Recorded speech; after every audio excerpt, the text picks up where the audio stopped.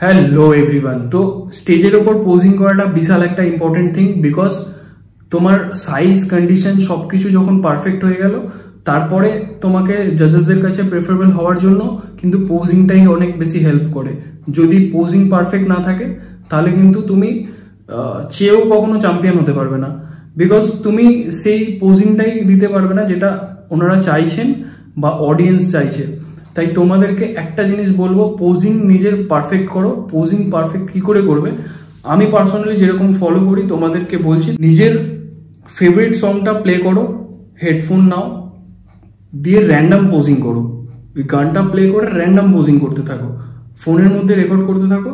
যে পোজিংটা তোমার মনে হবে তোমার মাসেলসের জন্য সুটেবল, বেস্ট কন্ডিশন তোমার ওটাতে ভিজিবল হচ্ছে, সেই পোজিংটাকে ফাইনাল করো আর ওটাকে রিপিটেটিভলি করতেই থাকো। যত তুমি ওই পোজিংটাকে রিপিট করবে, যতবার রিপিট করবে, তত কন্ডিশন আরো বেটার হবে। তারপর ওই ফাইনাল পোজিংটা স্টেজের উপর গিয়ে দিয়ে দাও, ব্যাস তুমি নো ডাউট চ্যাম্পিয়ন। তোমাকে আর কেউ আটকাতে পারবে না।